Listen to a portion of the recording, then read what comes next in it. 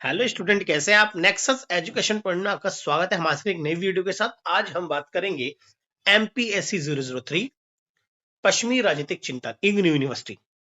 Important topic है। आज हम इस वीडियो में रूसों के नागरिक समाज के ऊपर विचारों की आलोचनात्मक व्याख्या करेंगे। अगर आपने अभी तक हमारे चैनल को सब्सक्राइब नहीं किया तो हमारे चैनल को सब्सक्राइब करें, बेल आइकन जरूर बजाएं, लाइक कमेंट शेयर करना ना भूलें। चलिए शुरू करते हैं नागरिक समाज पर रूसों के विचार। इससे पहले हम रूसों के कुछ तथ्यों के ऊपर या रूसों के ऊपर हम प्रकाश डालेंगे। जैसा कि रूसो एक प्रसिद्ध राजनीतिक चिंतन थे। उन्होंने हॉब्स और जॉन लॉक की तरह सामाजिक समझौते के सिद्धांत का समर्थन करा, परंतु रूसो के विचार से ही फ्रांस में क्रांतिकारियों को प्रेरणा मिली। इससे इन्होंने अपनी पुस्तक यानी सोशल कॉन्ट्रैक्ट में सामान्य इच्छा और नागरिक समाज से संबंधित अपने विचार प्रस्तुत किए। रूसो के विचारों में व्यक्तिवाद, साम्यवाद, निरंकुशवाद और लोकतंत्र से संबंधित विचार का एक साथ, मतलब ये सारे विचार जो है एक साथ दिखाई देते हैं। रूसो का जन्म जेनेवा में हुआ था, क्योंकि उनके पिता धार्मिक अत्याचारों के कारण फ्रांस से भागकर जेनेवा में चले गए थे। उसके पिता चरित्रहीन थे और अशिक्षित थे, जिससे रूसो के मन पर बुरा प्रभाव पड़ा। रूसो मुख्यतः जॉन लॉक और प्लेटो के विचारों से प्रभावित थे। इसके साथ ही जेनेवा के वातावरण से भी बहुत ही प्रभावित हुए, इसलिए ही वे छोटे नगर राज्यों के पक्ष में थे। उन्होंने मुख्यतः इस बात पर विचार किया कि निरंकुश राजसत्ता से जनता को किस प्रकार छुटकारा मिल सके।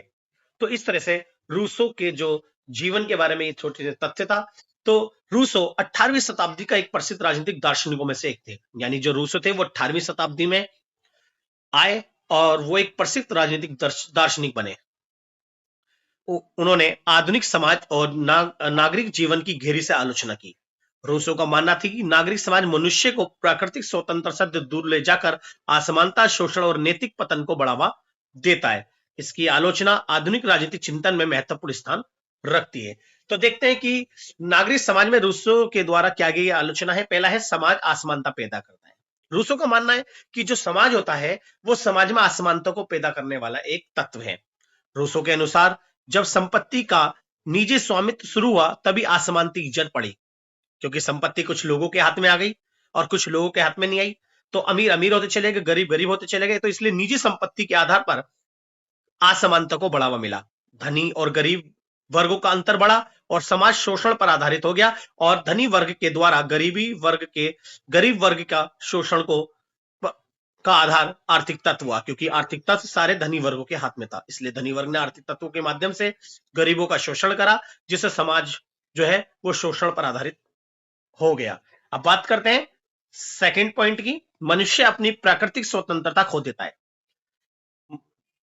रूसो कहता है जब नागरिक समाज के आधार पर मनुष्य अपनी प्राकृतिक स्वतंत्रता खोलता है। प्राकृतिक अवस्था में मनुष्य स्वतंत्र और नैतिक और सरल था, क्योंकि वह स्वतंत्र रूप से अपनी आवश्यकता को पूरा करता था। लेकिन नागरिक समाज ने उसे कानूनों और संस्थाओं के बंधन में बांध दिया, क्योंकि जब नागरिक समाज का उदय होने लगा तो नागरिक समाज में कुछ नियम और कानून और संस्थाएं बनने लगी। यानी लोगों ने सहमति के द्वारा नागरिक समाज की स्थापना करी, यानी एक राज्य की स्थापना करी।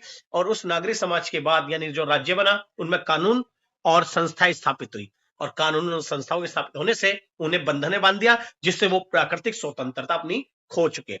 फिर संपत्ति और लालच का विकास। रूसो कहते थे कि नागरिक समाज में मनुष्य लालची, प्रतिस्पर्धी और स्वार्थी बन जाता है। जाहिर सी बात है, व्यक्ति की ईमानदारी और नैतिकता कमजोर हो जाती है। इस तरह से इन्होंने संपत्ति और लालच का विकास नागरिक समाज के द्वारा ही हुआ है। फोर्थ है, सामाजिक संबंध कृत्रिम बन जाते हैं। रूसो का मानना है कि जो सामाजिक संबंध है वो कृत्रिम बन जाते हैं। रूसो के अनुसार नागरिक समाज में रिश्ते स्वार्थ पर आधारित हो जाते हैं, क्योंकि जब नागरिक समाज के अंदर जब लोग रहते हैं तो सभी लोग अपने अपने स्वार्थ को पूरा करने के लिए दूसरों का फायदा उठाते हैं, दूसरों के साथ अपने लाभ को बढ़ाते हैं, जिससे जो शक्तिशाली वर्ग है वो अधिक लाभ ले जाता है, यानी जो चतुर व्यक्ति होता है। इससे क्या हुआ, समाज में असमानता भी बनती है और लोग दिखावे और छल से दूसरों पर प्रभाव डालने लगते हैं। फिफ्थ है, शक्तिशाली लोगों का शासन। रूसो का मानना है नागरिक समाज में केवल शक्तिशाली लोगों का ही शासन स्थापित होता है, जिससे कमजोर जो वर्ग है वो शासन से वंचित हो जाता है। नागरिक समाज में कानून और राज्य अधिकतर शक्तिशाली वर्ग के हितों में काम करते हैं और इससे कमजोर वर्ग का शोषण होता है। इसलिए रूसो ने नागरिक समाज की आलोचना करी। 6 पॉइंट है प्राकृतिक अच्छाई का नष्ट होना, यानी प्राकृतिक अच्छाई का नष्ट होना। रूसों का मानना था कि मनुष्य जन्म से ही अच्छा होता है, लेकिन समाज उसे भ्रष्ट कर देता है।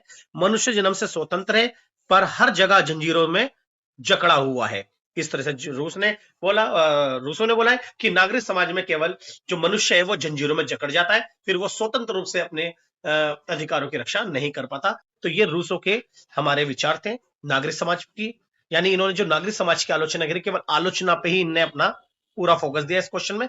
तो आप इस वीडियो को अच्छे से कर लीजिएगा। अगर आपने अभी तक हमारे चैनल को सब्सक्राइब नहीं किया, हमारे चैनल को सब्सक्राइब करें, बेल आइकन जरूर बजाएं, लाइक कमेंट शेयर करना ना भूलें।